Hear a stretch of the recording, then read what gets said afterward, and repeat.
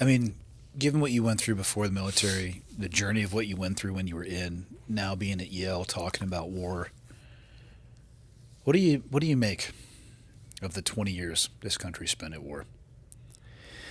What are your thoughts being away from it, looking back on it now? I am I am saddened that it seems to me that we didn't learn much. So I went on when President Biden said, "Hey, we're going to pull out of Afghanistan." The guys I'm pretty good friends with Anderson Cooper, and a lot like Joe, like he's just the same fucking guy. Yeah, those guys at that level, they just are who they are, and if yeah. there's a camera rolling, it's rolling. If not, it's not. Yeah, they had me come on and talk about it, and I was pretty emotional about all of it. I was like, look, man, I mean, you guys are going to sit here and go back and forth about the politics of it because that's what you guys do. But the reality is, you know, I've got dead friends whose kids are just now getting out of the service academies and they're going to serve and they deserve better decisions. Yeah. So I think we need to do an after action. And it can't be done by Congress because they can't agree on facts. And it can't be done by think tanks because they're paid to find certain things. It's got to be done in academia. And I didn't say Yale. I didn't say anything in particular, but motherfucker. 3 days later, I get a call from the same guy, Jim Levinson. He's like, Jimmy, we're going to do that course. I'm like, what? He goes, yeah, I'm going to hire an ambassador. And he went through a few ambassadors and asked my opinion, and I gave it to him, and they hired Ambassador Ann Patterson. She was the ambassador to first El Salvador, then Colombia during the big drug stuff, and then she was the ambassador. When I got shut up, she was the ambassador to Pakistan. She left there and went to be the ambassador to Egypt during the real heavy kind of the Muslim Brotherhood stuff, and then was promoted to be like the top diplomat. So she was doing those trips with like Kerry into Syria and stuff like that. So she was there for all of it. She saw all of the national security, like she was involved in all of it. She had us reenact some of those meetings and where it became clear that, and man, we had at least a dozen generals and ambassadors. Chatham House rules, so you can't use names, you can't associate people. It was shocking. Really? Yeah.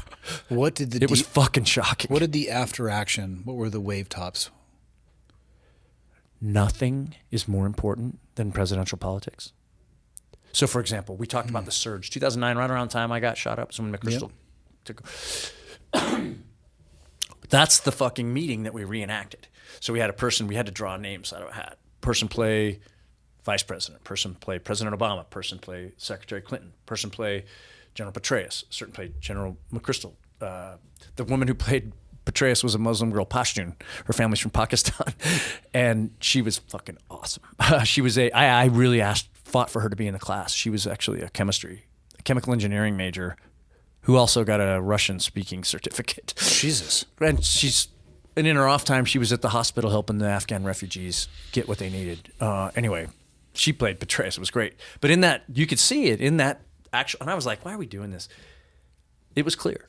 It became clear. The surge happened because Hillary Clinton was going to run for president and Obama was going to help, right? So if we were attacked, which there had already been a couple of attacks, the guy with the propane tanks in Times Square and all that, then the Republicans would be able to say, well, the generals told you we needed to, right? That's why that decision was made. I had a 2-star general look us right in the face and say, if you think that anything is more important than presidential politics in these decisions, you are naive. That's sad. If they were open and honest about that, recruiting for the military would fucking plummet. Yeah. It was shocking. That whole, the withdrawal, God, it is so deeply intertwined. I mean, Biden owns the decision to continue with the shitty timing and all of that. Like, whoever's in the seat makes the decision, you get to own that. Yeah.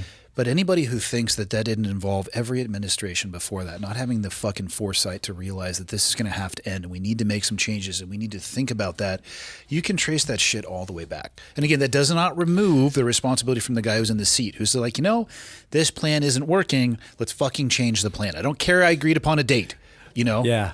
The report we did, he was the one motherfucker that got it right from the get-go. He got in fights with people. He's like, these people don't give a shit.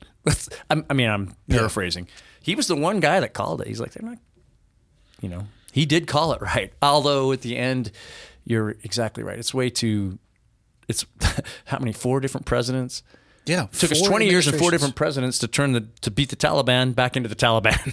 Yeah, but then don't forget the arming that we did as Yeah, well. we gave them flying Blackhawks and driving fucking armored personnel carriers down Kabul, Kabul shortly after we left. Yeah, and that's also available to anybody who wants to buy it because they don't have any industry. And they're not recognized internationally. I actually had a meeting with the Taliban for that class. I arranged it because nobody else wanted to have their phone. I don't care if they see that I like to look at midget porn. I don't care. Yeah. So I talked to the head speaker for the Taliban.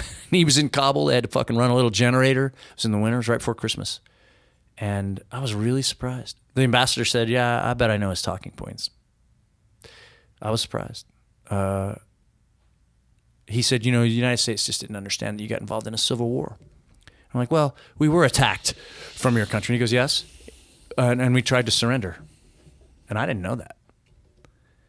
They tried to surrender. And Rumsfeld said, fuck you. Yeah, that was an unacceptable optic to them. Yeah, I mean, you were there right after that. I mean, how was that with Karzai? Like, what was your take? I mean, you saw firsthand, like, the real deal behind the scenes. Like, what was that like? It was like exactly what you think it was like. The U.S. military is good at breaking things. We're not good at nation building. No, why the fuck? I have an idea. Let's fly a dude in who lives in the U.S. Yes, he had ties to Afghanistan, and we're going to force on you a system that you don't fucking understand. Right. And it's supposed to hold up. Like, what are you talking about? Yeah. Absent being propped up by the U.S. government? I mean, come on. Yeah. That's really what what the kids decided what the title of our report, and it's pretty fucking amazing. And we're the only ones that have done it. Nobody wants. It was called the 20-year wars, meaning every year was a new. I asked him that. I'm like, doesn't this seem ridiculous to you? Meaning there's a new colonel every 18 months. There's a new ambassador. I'm like, doesn't this seem ridiculous to you?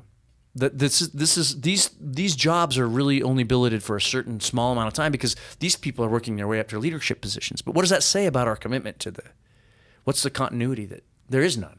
It's a new, I blink. And then General Alizé, who got out on the last plane, he was the head of the Afghan Special Operations, got fucking shrapnel in his face. We brought him up and he talked. He's an Uber driver now. Fuck. Yeah. Right? Whose family is, away from him and he can't get them here and they're safe. But I remember him saying, look, he goes, what the war did for Afghanistan is it made everybody a good politician. We figured out. All the Americans will just throw money here. They'll, it was very sad, Andy. And I really, really worry like that those same choices will be made again, Do you think we made a difference at all? It's really funny you say that because I was fucking not about that. And one of the young women who came to speak to us, whose husband's a big-time British politician, she ran an NGO there and still does, actually. She still goes over there. And she said, you could be negative. She said, but for 20 years, women had health care and education, and there were things built, and those little lights, you don't know how long it'll take for them to grow into something different. So I'm like, thank you. But no, I was pretty negative about all of it. Well, again, life's just not binary. That the conversation around the global war on terror in that 20 years, it's not binary because that is a truthful pocket of a situation on the ground that did change. I don't have any idea what the impacts of that are. Is it worth the blood, sweat, tears, that went into that? Fuck, I don't know. Remains to be seen. Needs to be judged by somebody way smarter than myself. But it's tough not to be negative about it, especially in a lot of that I think is the optic of how we left too. Like 20 years, and that was the best exit we could do after 20 years. Yeah, thinking about your dead friends. Fuck. Yeah. Yeah, that's the hard part for me.